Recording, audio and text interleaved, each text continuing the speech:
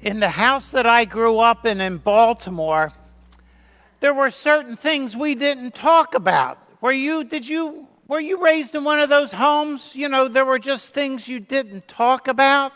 I was the daughter that my mother never had. Are you laughing about that? Oh, you have the picture. I was the daughter my mother never had, so she took me around to stores. Now, back in the days when pterodactyls were still roaming the earth, before there were malls, there were what?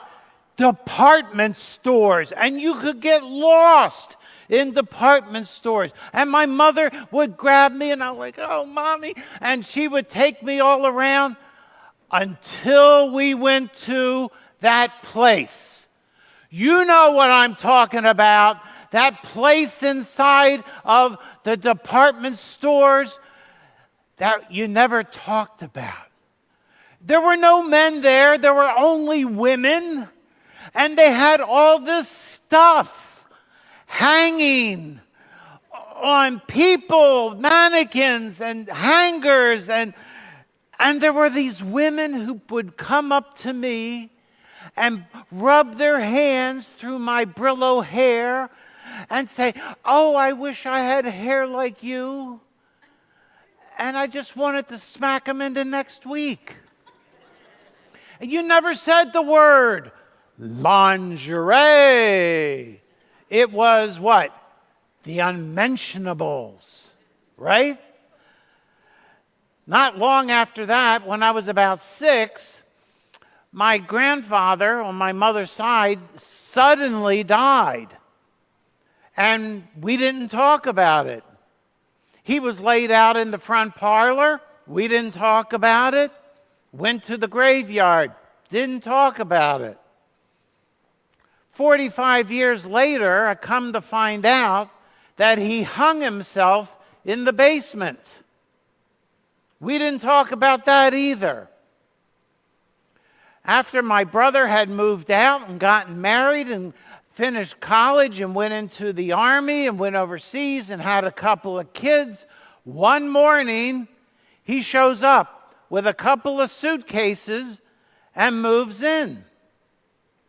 We never talked about it. We sat with us for breakfast, for lunch, for dinner. He'd watch TV with us. We'd watch the Baltimore Colts. If you're old enough to remember the Baltimore Colts, you're old. And we never talked about it. You see, there are just some things we don't want to talk about. They're too painful. Think about the very popular book series. There's 7 books. And in there's this great evil character. And who is he? He who must not be named. And no one wants to say his name. We don't care how old he was or how smart you were or how brave you were. You didn't want to say his name. We have a similar problem today. We have a word that we don't want to say.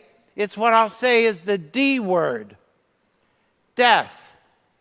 Within a 5-year period, my mom, my dad, my wife's mom, and dad all died. They were all in their 90s. My dad was 101. And nobody came up to us and said the D word. They used all sorts of they're deceased, they've expired, they've passed on, they've released, they've gone into the afterlife. They would turn the English language into a jigsaw puzzle to avoid saying the D word. They've gone on to paradise. And there's a reason that we don't like this word. The reason we don't like it, the reason we're uncomfortable with it is that we were never made to say it. We were never made to experience it. When God made Adam and Eve in the garden, he said they were good. It was all very good. And he promised them if they sinned, if they ate from the tree, then death would come in like a freight train. And then they decided, and that's how death entered the world. Death is a stranger to us. It's something that's not comfortable with us. because we can't fix it. I'm a fixer. I see something broken, I want to fix it. And we can't fix ourselves. That's why Jesus had to come to die, to destroy death once and for all, to remake and restore us, to bring us to the place that was like before death.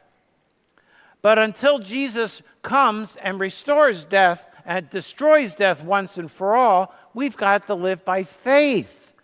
Every day, living by faith is saying, if God was right here with me, how would I live? What would I say? What would I do?